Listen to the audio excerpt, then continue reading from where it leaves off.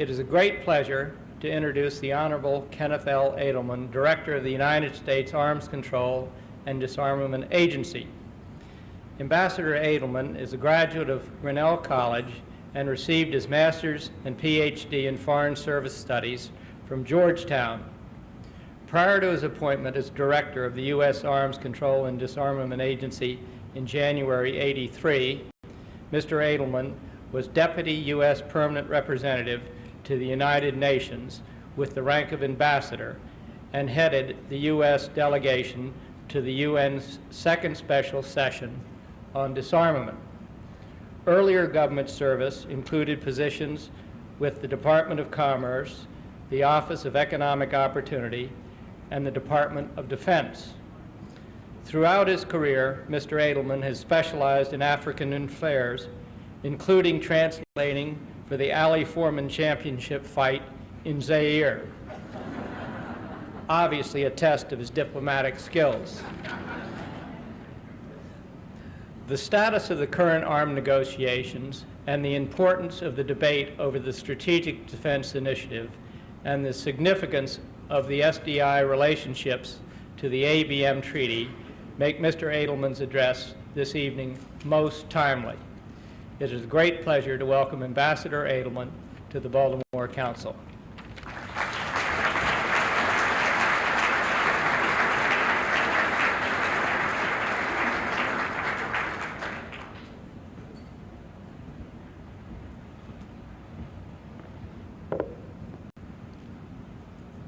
Thank you very much. I thought for a minute I'd have to give my address from that mic over there, but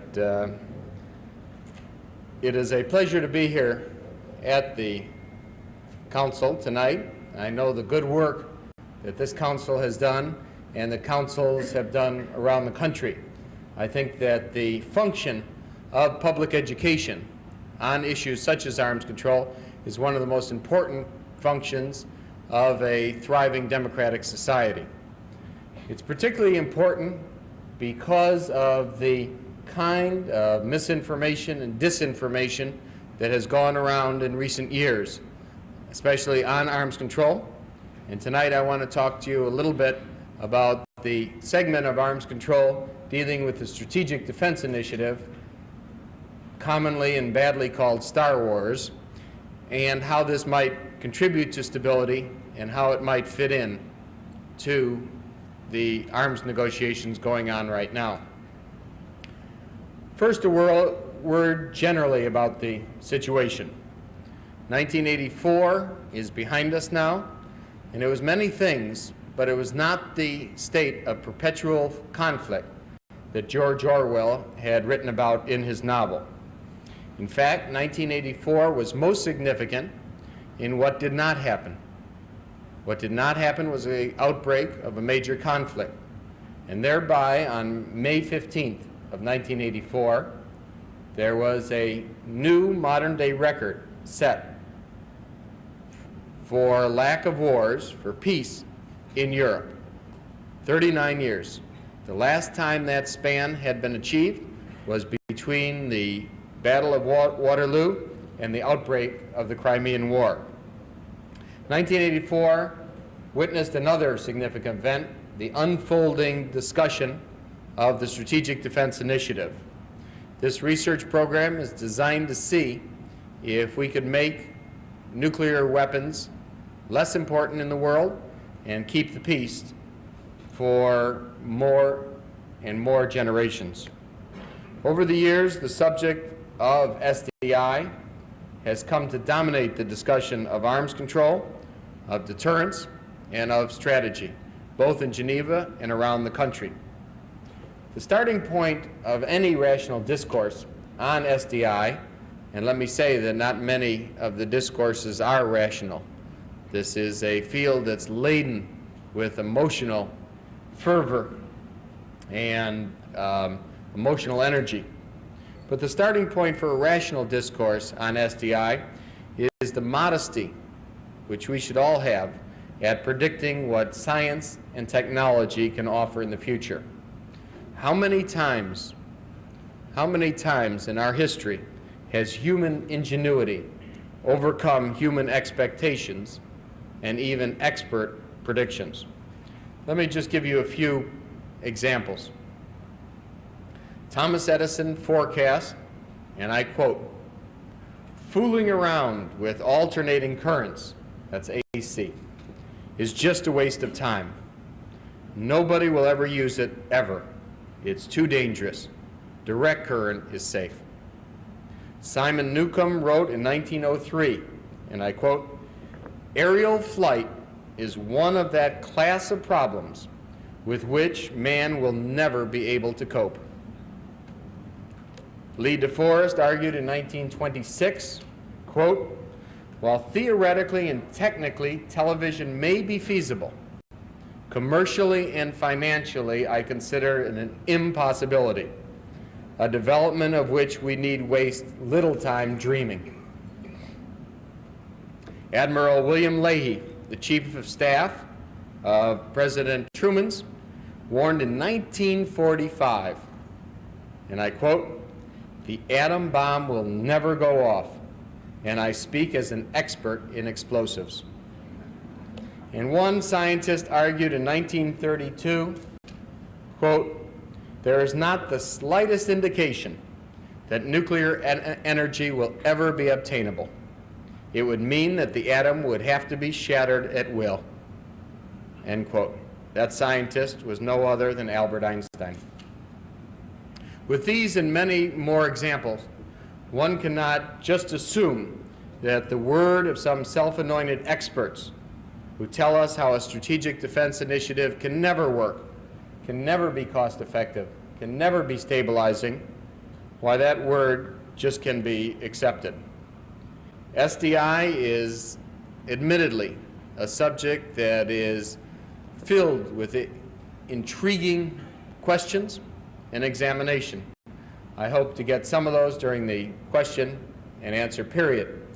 I've found in the arms control business and going around the country that at any time you want to enliven a meeting of either experts or the general public, you can do so with this slight mention of the Strategic Defense Initiative or the Star Wars. The public debate and the private debate then becomes energized and quite animated. Internationally, as you all know, the issue has been joined as well. Here too, there is a great deal of emotion on the subject and all too little thought.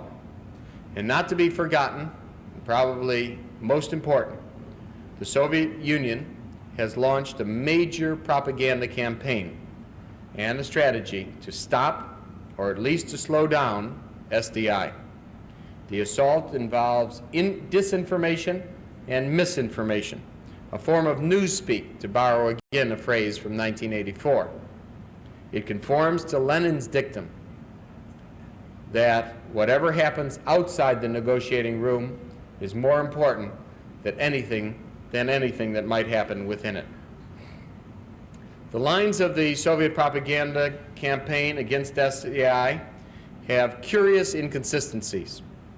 For example, the Soviets cast SDI as dangerous and destabilizing on the one hand, and as useless and easily counteracted on the other. It can hardly be both. Or, as the cartoon I saw in the paper one day had it, somebody asked, if it won't work, then why are the Soviets so worried about it?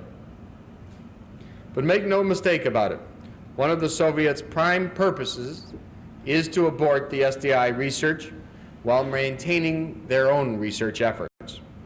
Not surprisingly, they are jumping into our national debate on SDI while not only preventing any outsiders from having their own national debate about their own SDI program, but from preventing there to be from being a national debate on their SDI program or on any other public policy program. As you know, in the Soviet Union, those kind of debates are just not allowed. The Soviets have argued in this campaign that the intent of their own research programs is for other than strategic defense. At one point, the Soviets claimed that their laser research was for medical purposes. The problem with that claim is that one of their major medical laser facilities at Shahar-Shigan is the size of a couple of football fields. Not exactly the size or power to be used in a cataract surgery operation. How to understand and how to respond to the numerous questions that come up about the Soviet campaign on SDI. I believe the truth is always the best response, and we should face the truth in three critical questions. These are the issues that are likely to become even more important in this national debate in the future, so these are the questions I'd like to discuss very briefly tonight. First, does SDI constitute a breach, or as the lawyers would have it, an anticipatory breach of the ABM Treaty? The ABM Treaty is the 1972 accord, which by and large prohibits either side from having a nationwide defense capability. Secondly, is SDI wrong in terms of strategic stability or generally keeping the peace? And thirdly, is SDI ethically wrong? As to whether the first question, are we breaking or committing anticipatory breach of the ABM Treaty, the answer there is flatly no. The treaty does limit deployment of fixed land-based ABM systems and prohibits development or testing or deployment of space-based or sea-based or air-based or mobile land-based ABM systems and their components. But the treaty unmistakably leaves the research door wide open. This was wise in the early 70s when the treaty was negotiated, and it is even wiser today given the advance of technologies in this field. The negotiators at that time knew that research increases knowledge, and that was a good thing. As Prime Minister Craxi of Italy said not long ago, you cannot put a brake on the human mind. SDI is only a research program. It does not include the development or the testing or the deployment of any systems which are inconsistent with the ABM Treaty. And President Reagan has clearly given the guidelines to the researchers and to all involved in the program that they are to stay fully consistent with the terms of the ABM Treaty. In fact, the program has been configured around those very boundaries so as not to rub up against the treaty. The research on defensive systems, as embodied in the program, is not only permitted by the ABM Treaty, but was actively advocated by the U.S. administration at the time that the treaty was before the Senate for ratification. Then Secretary of Defense Melvin Laird said that, quote, we would vigorously pursue a comprehensive ABM technology research program, end point. Critics of the SDI argue that the research is purposeful. The Soviets have picked up this claim, and they say that it's an abrogation of the treaty because we are doing the research with the intent to violate the treaty. This is basically the argument of anticipatory breach. Ironically, this argument assumes that we know exactly where the technology research will lead us. If that were true, we wouldn't have to do the research.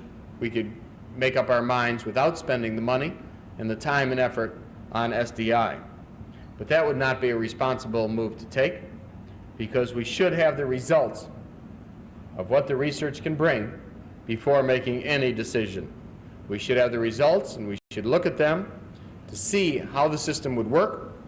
Could it be cost effective? Could it be made survivable? And how will they impact on overall stability in the world? We simply do not know the answers to these questions today, and we want a major research program in order to answer those questions. At any rate, what is important to realize right now is that the intent behind any research is simply not relevant to the ABM treaty limitations. The framers make no distinction between permitted and prohibited research, or between purposeful and non-purposeful research.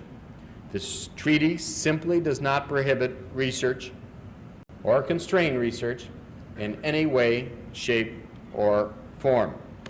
Interestingly, the Soviets, of course, have a selective historical approach to these issues, and before SDI came on the scene, they openly acknowledged that that kind of research was permitted by the ABM Treaty.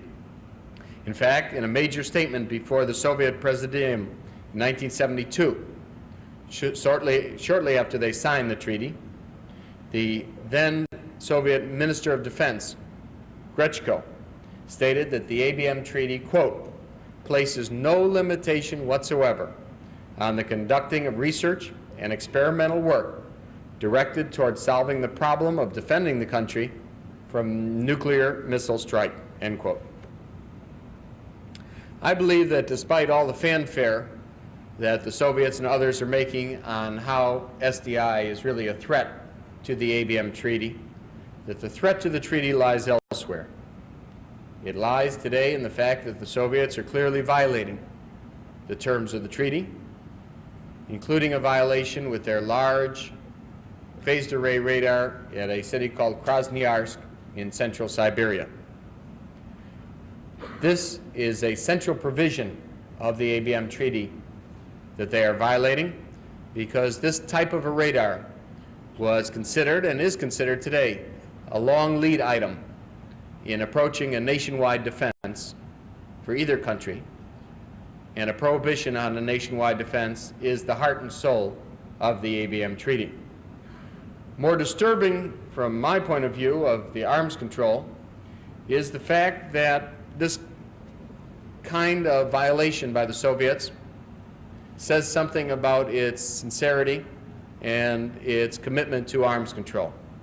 For this Krasnoyarsk radar must have been planned in the mid to late 1970s at the heyday of détente, shortly within a few years after the Soviets signed the ABM Treaty, and they must have realized when ordering the construction of that radar that we would find the radar by our national technical means. It's the size of several football fields large, and it's clearly visible. So the Soviets have their propaganda campaign, and both in the negotiating room in Geneva, and as Lenin considered far more important, outside the negotiating room around the world, the Soviets are attempting to deny us the right to do what the ABM Treaty clearly permits, that is, to conduct research, while asserting a right for themselves to do what the treaty clearly prohibits, that is, to construct a radar such as the Krasnoyarsk radar. Given the fact that the SDI research program is consistent with the treaty, the second question becomes, is it a good thing? Will it help or hinder stability?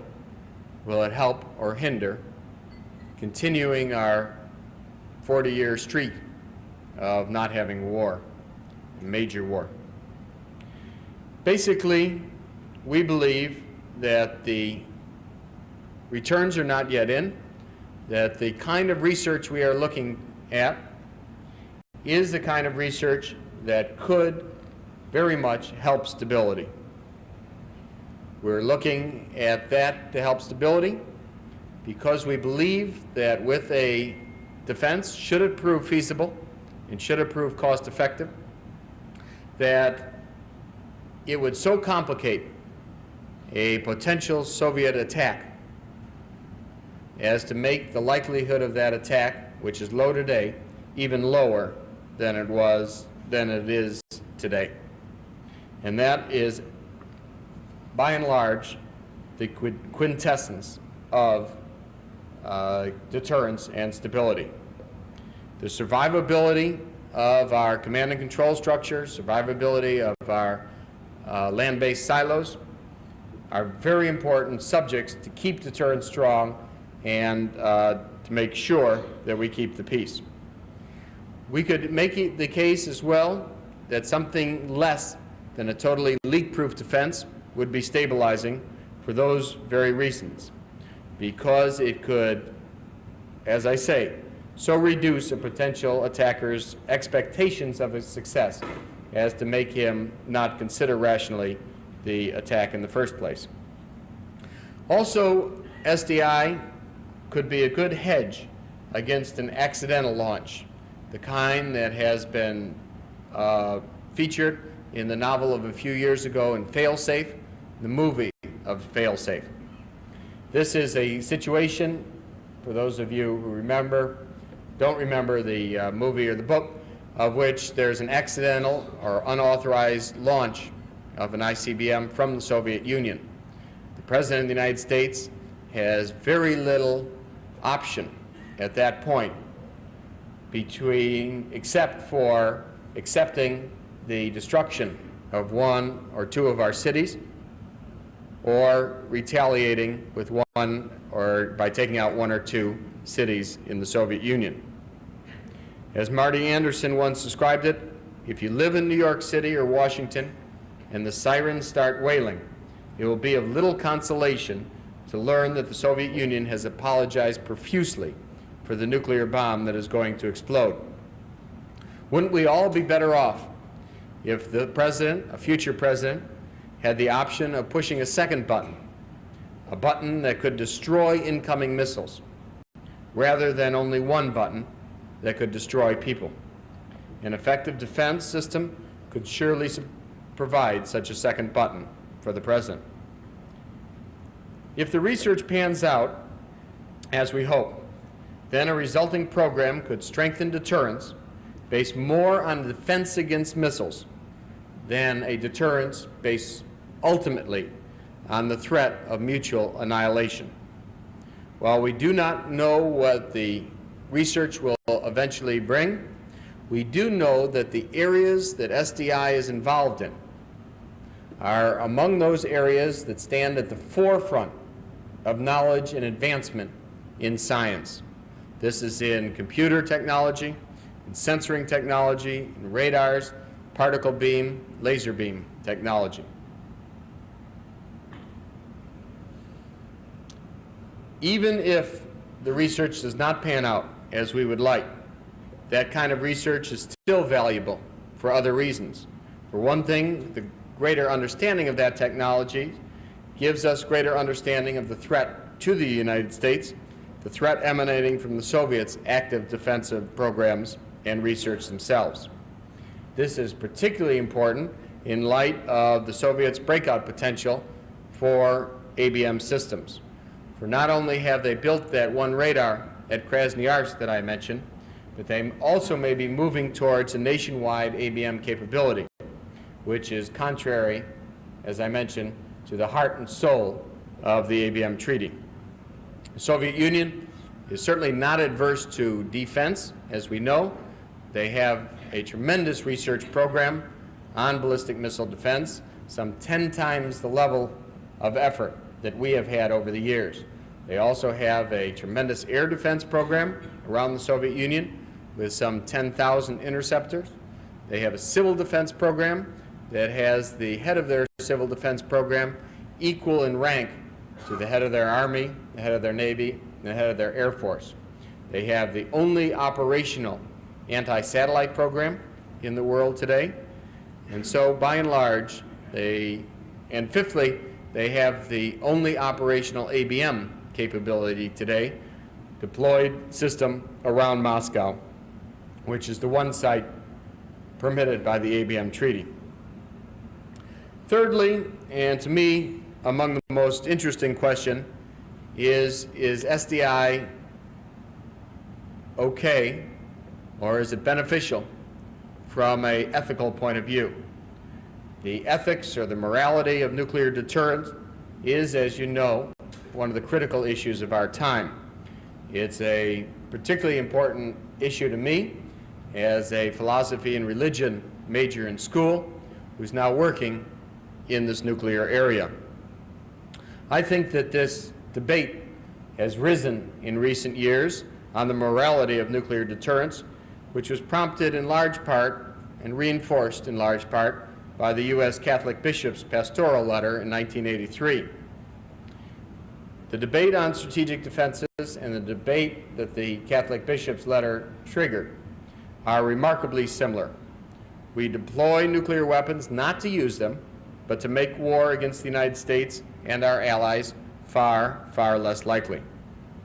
In the same vein, if we find out that some defensive systems can reduce the risk to war, they too would thereby be morally justified. We cannot simply sit back and forever assume that the only deterrent that can ultimately keep the peace is the one that is based on the ultimate threat of mutual annihilation. It is thus no coincidence that over 1,000 clergymen have publicly endorsed the SDI research. Their declaration claimed, quote, that if a non-nuclear, genuinely defensive system is feasible, then its deployment is not only morally justifiable, but perhaps even obligatory for the American people and their government, end quote. To the extent that defensive systems can actually reduce the risk of war through accidental or miscalculation or deliberate design, it would surely be the right thing to do. No task is more important to President Reagan, to his administration, than dealing with the threat of nuclear weapons and nuclear war. As this month marked, as many of you quoted, commented to me in the refreshment period before, this month marks the 40 years since the use of such horrible weapons over Hiroshima and Nagasaki. We thus need to rededicate ourselves to the goal that they never be used and that the threat of nuclear weapons eventually be lifted from our backs. That task requires a broad and vigorous strategy.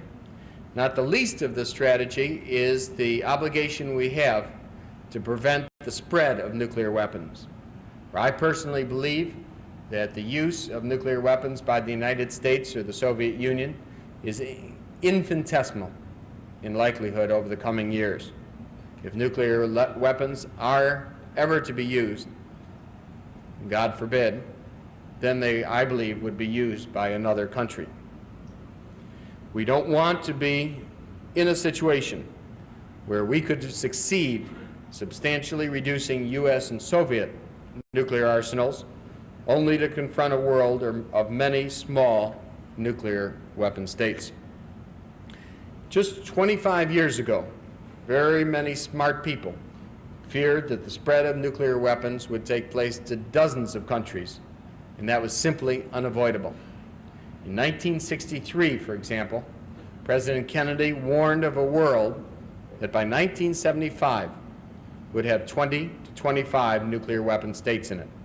Even earlier, in 1958, the National Planning Association predicted that every state with a significant military would eventually have the bomb. To me, Parkinson's most astute law was that the benefit of government policy is measured by the catastrophes that have not occurred. If that is true, then this has been an extremely successful policy, our non-proliferation policy. For these predictions of 15 to 20, 25 nuclear weapon states have simply not come true.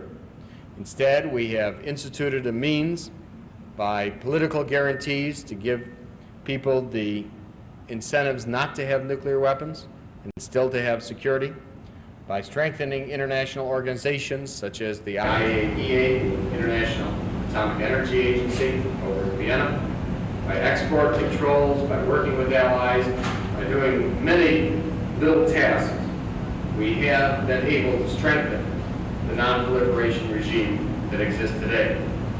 We've had a non-proliferation treaty that's been, in my mind, the most successful arms control treaty in modern history, with over 125 states now adhering to it. Two events, one that's just passed and one that's coming up, are of central importance in this never-ending battle against the spread of nuclear weapons.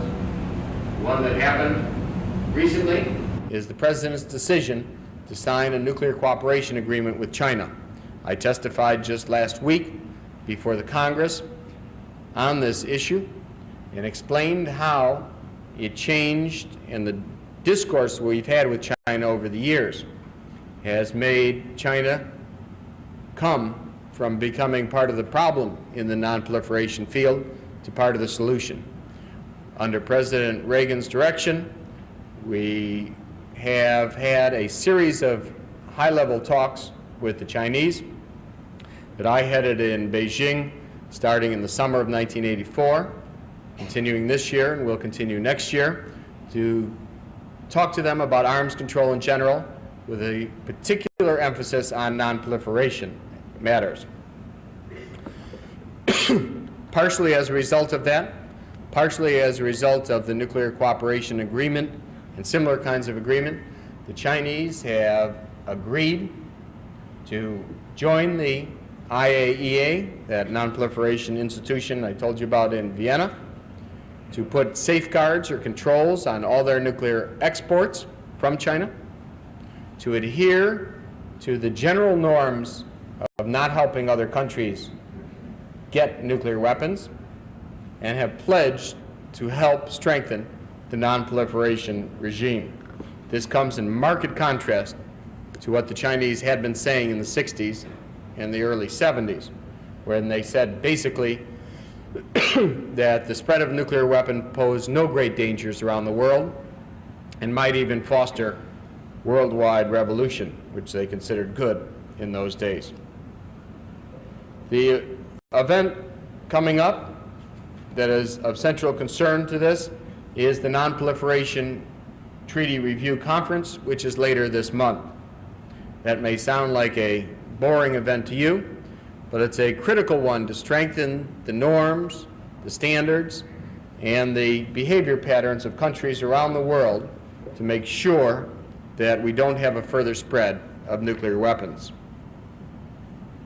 This is going to be a difficult task because some of the countries in there are going to want to tear apart the Non-Proliferation Treaty.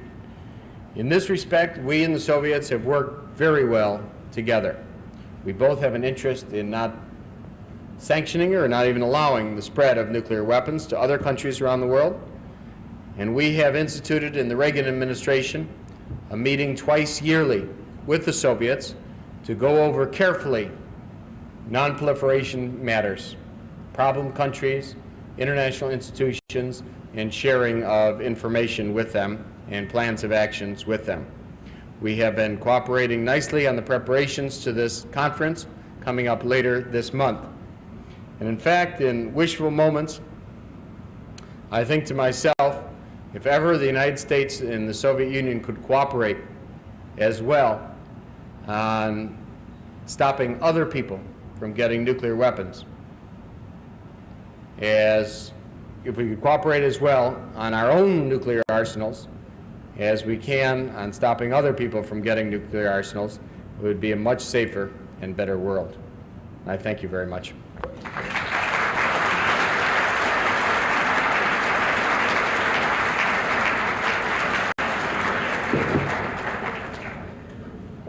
There's several questions, and if I miss several, you'll have to correct me. But with respect to misinformation on the part of the United States, the first question was, isn't it true that the Russian ABM system exists and ours does not, because they have a bomber threat to meet and we do not? And secondly, isn't it true that the Soviet anti-satellite system is really not very effective, although you use the word operational, not effective, I believe, but the question was, is it not effective? And the question was, isn't there a cheaper way to defend against an aberrant missile? And the last question was, doesn't our creation of such a system really put pressure on the Soviet Union to create many more missiles, thus taxing ultimately their willingness to negotiate in a trusting fashion. You are absolutely right in saying that we decided not to do an ABM system around one site because we did not think it was feasible and it was not a good expenditure of money. That was true in the early 70s. Whether that is true in the early 90s remains to be seen. We have made enormous progress in the basic sciences that would stand as the foundation of a strategic defense initiative, like computer technology, such as censoring, such as lasers, such as kinetic energy, such as particle beam. These things were just not on the horizon in the early 1970s. You can compare, and many people in this room know it a lot better than I do, just the computer capabilities in the 70s compared to now and what they're going to be in the 90s. In fact, I was with a business group in Florida, and this one man who is on the board was saying that in a contract the company had, they were trying to get a computer chips, the distance between various circuits on a computer chip, down from 30, I forgot the unit now, microns, down from 30 microns, thank you, Joe, to 0.5 microns. And about 30 microns is the diameter of a human hair. And he said that to do this, they got from 30 to 1.5 microns relatively easily, and then to do from 1.5 to 0.5 distance between the circuits, microns, they had to build a building based on water, floating on water, with the room in which they did the experiment on air, with air shooting up. The reason for this was that in their present labs, if somebody had been walking their dog 2 blocks away, it would have disrupted the instruments, so precise were they. And with that kind of building, room floated on air, the building floated on water, they could move from 1.5 to 5.5 microns. To me, as a non-scientist, that sounds like magic, but that's the kind of foundation. On the air defense system, you are right in saying that we decided not to build an air defense system because the Soviets did not have a good air capability. That is no longer the case with the backfire bomber, with the blackjack, and with others. On the anti-satellite capability, you are right in saying that they have had failures in their tests over the years. That is what, by and large, tests are for. We have thought, and we believe now, that the anti-satellite capability of the Soviets, which is operational, in which the Soviets, for the first time this year, have even acknowledged its existence, even though it has been operational since 1971. It has a capability of shooting and hitting satellites. And so that it can do quite well. It cannot do other fancy things, but as an anti-satellite device, it is powerful. You raised the question of can't SDI trigger an increase in offensive weapons? And I know that Robert McNamara and McGeorge Bundy and others have been on this pledge, on this route.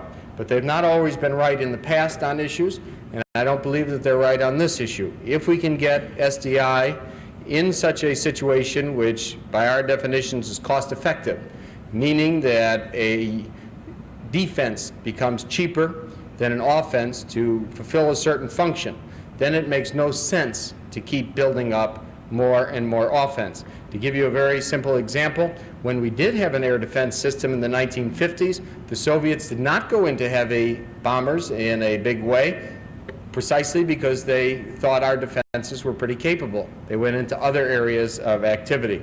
Lastly, can't we build arms control on confidence and trust? Well, I think not, to tell you the truth. And I think that that's the big... How can we? Okay.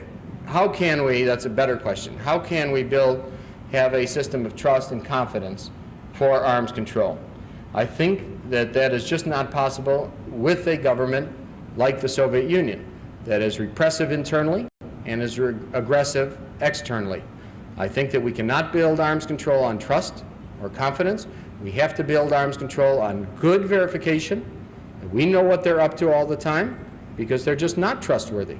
And we just don't have confidence in their system or in their behavior. We have a 60-year record now of dealing with the Soviet Union. We know their pattern has been a continuous pattern. And whether the new leadership has communism with a human face, more smiles, it is still the same basic system that has been repressive internally and aggressive externally for most of its 60 years. I think we have to deal with them from a position that is not starry-eyed and not naive, but says we may have, in our two opposite social systems, in our two opposite domestic systems, we may have a sliver of overlapping interest in areas like arms control, and I hope we do. But that has to be built on our capabilities of knowing what they're doing and on our capabilities of making sure they live up to the agreements they sign. The President has decided to share the SDI technology with the Russians. Won't that weaken our defenses? I think it's a almost sure bet that we would share the SDI technology with the Soviets, maybe willfully or certainly involuntarily. Anything of a high technology basis like this that comes along, we invariably share with the Soviets because of problems on technology transfer. They get a hold of our high-tech equipment, and if you've ever seen their space shuttle, for example, and put it in a picture next to our space shuttle, it's almost the same thing. It's true of cruise missiles, it's true of other capabilities as well. I think that the point the President was making is an important point on our agenda in Geneva. The point is that we would be so much better off if we could get into an arrangement with the Soviet Union where we move towards a more defense-oriented deterrent posture in some kind of a cooperative or coordinated way. That would be more stabilizing, that we both could move away from threatening each other with guns pointed at the head, move towards more defense capabilities. And I think that given the Soviet record on defenses that I described, anti-satellite air defenses, civil defenses, ABM defenses, and the SDI type research, that's not an impossibility. And whether you harbor fears about the advance of technology in the SDI area? I don't harbor fears. There was a very good program, I have to admit, although I was skeptical, on the night of the 40, or I guess it was last week, that Walter Cronkite moderated. And one of the points I came away with that program that I admittedly had in my mind before was how much I believe the world is safer than it was in the 40s and the 50s and the 60s. Why is that? I think our control of nuclear weapons is far greater than it was at that time. I think the safety of the nuclear weapon devices themselves in any kind of crash or something is far better than it was in the 1940s, 50s, and 60s. Plus, I have been in government for 11 years. I think it's safe to say, including in meetings in this job fairly frequently with the President and the National Security Council, I think it's safe to say that any kind of whiff in a government meeting over using nuclear weapons in any kind of crisis would be looked at as so preposterous, as so outlandish in any kind of situation where we could envision that's happened over the years as to be excluded. When you look at the historical record in the 40s and the 50s through the Korean War and other crises, that was just not the case. I think there's a far greater barrier to consideration of use of nuclear weapons in a kind of crisis we've been in the past than there has been in the past. So I believe myself that the world is getting safer. For the factors I mentioned and for the factors on non-proliferation, I think we've done a lot better than anybody had a right to expect before. And thirdly, let me say that the most, although very improbable, a most likely avenue if, God forbid, there should ever be a conflict between the United States and the Soviet Union, is because of regional conflicts. I think when you look over the record for the last 5 years, there has just not been the kind of regional conflicts that we had in the 1970s. Between 1975 and 1980, the Soviets were really on the march around the world. They paid for and funded and supplied troops and arms for aggression against the country each and every year at that time. 1975 was South Vietnam, 1976 was Angola, 1977 was Somalia, 1978 was Cambodia, 1979, of course, was Afghanistan, 1980 was Chad. We have just not had that kind of march of Soviet expansionism since 1981, and I think that is all for the good. The question is, my remarks were on SDI as a defense against ICBMs. If you ask President Reagan, would he define it in the same way? My answer to you is I believe yes. I can say that because I have talked to him and heard him discuss this. Let me say that my response was in this gentleman's good question on SDI being all-encompassing even on terrorist attacks. My point was that SDI would get at the main problem, which has been ICBMs. Let me say, just for the record, that submarine-launched ballistic missiles are also ballistic and would come under the same kind of a system as SDI. So it's not only ICBMs, it's SLBMs, and shorter-range systems such as to protect our allies in Europe. I think what the President is saying is that we have been too long in this world building up more and more and more nuclear weapons, living under the threat, a heavier and heavier burden of these nuclear weapons. He sees SDI research as so promising as to begin to lead us down that path to eventually eliminate nuclear weapons altogether. The question is whether we're preoccupied with Star Wars and in that preoccupation neglect certain more fundamental, conventional type of defense questions.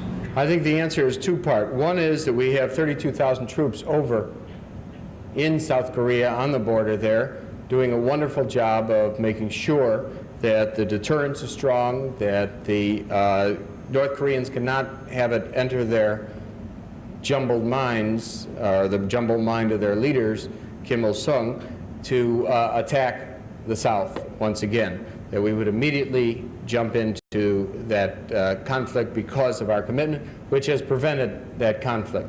It was only after U.S. troops were pulled out of Korea in 1949 that the year later, Kim Il-sung got this thought in his head that we had written off Korea from our security interests. The question is, aren't we wasting money on an SDI program, as you defined it, building things, rather than on conventional capability? My answer is that, first of all, on SDI, we're researching. We're not building anything. We don't have this $1 trillion, just in my mind, just scare tactics to say that don't research something because it might cost outlandish amounts. Well, sure. I mean, I've been in research in a good part of my life in academic research. Sure, everything can cost outlandish amounts. I mean, the trick is to be smart, to have the research come in, to use your noggin on whether you go ahead after the research into some kind of deployment.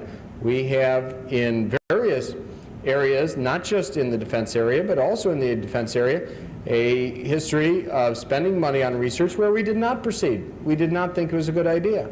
I was loading trucks at night trying to make money to go to college, which I did, starting at 1 o'clock in the morning in Chicago for many summers, and one summer was 1964 or 5, where I thought I'll take all my money from working as a Teamster from 1 o'clock at night till noon the next day and buy stocks. Now, what was I going to do? I was going to buy 2 stocks of the companies that were bidding for the supersonic transport plane, because one of the 2 companies was sure to get it, and all this money had been poured in with research, and if I put my summer money into one of those, I'd be a rich man, even though the other one would go down. Well, great surprise came when President Johnson announced that we just weren't going into the SST business at all, and there goes all that work on the truck docks. But my point is that we don't know any kind of deployment right now, and we have to keep it open. On the conventional, I don't think that you can make a clear distinction, at least since 1945 we have not made a clear distinction between conventional deterrence, theater nuclear deterrence, and a strategic deterrence. This has been a relationship, a web of deterrence, so that we can tell other countries, don't attack, it's not in your interest. What you have to gain is far less than what you have to lose in attack. And therefore, that has held up fairly nicely. We have had what we've called the nuclear umbrella to provide Japan's security all those years, and with that in mind, not had to match the Soviets tank for tank and troop for troop in the key fronts around the world. I think that that has been a recipe for success, as I said, for 40 years, and I can see no reason why it shouldn't be for many, many more. Right, I understand your point, because when you look at the dollar amounts and the people amount, you get the idea that this is a big national burden, our defense burden. But when you look historically, it's not a big national burden at all. Today we are spending, even with the Reagan defense buildup that has been so sensational or sensationalized in the press, we are spending less than 7% of our GNP on defense. During the Eisenhower years, we spent between 8 and 9% of our GNP on defense. During the Kennedy years, it went way up. And during the Johnson years, of course, in Vietnam, it went very high. We had, a few years ago, the fewest people, amount of manpower. You talk about your son in engineering. We had the fewest manpower in terms of military and percentages than we had since World War II. The smallest percentage of the GNP, as I mentioned, the smallest percentage of the government budget, as I mentioned. When I came to government in 1967, defense was about, even then, it was about half the federal budget. Today it's about 25% of the federal budget. If you're asking me, is it too much in a world we'd like to see? Yes, it's too much in a world we'd like to see. Is it too much in the world we exist in today, which has a dangerous Soviet Union, which is the biggest threat to our values and to our securities? Is it too much to protect all we have in the world and our liberties and our country? The answer has got to be no, it's not too much. I just wish we stopped playing the game of percentages. When LBJ put that Social Security into the federal budget to give us bread and butter and guns, once you start putting that $200 billion Social Security trust fund into the budget, it makes the Defense Department percentages look better. We shouldn't do that. Even the president last night, and he did it very well. I didn't think he was that sophisticated. He did a good job, your boss. But when you start quoting percentages, you lose the game. It's nonsense. I don't understand why it's nonsense. I quoted you percentages of the Eisenhower years, the Kennedy years, the Johnson years, the Nixon years. Social Security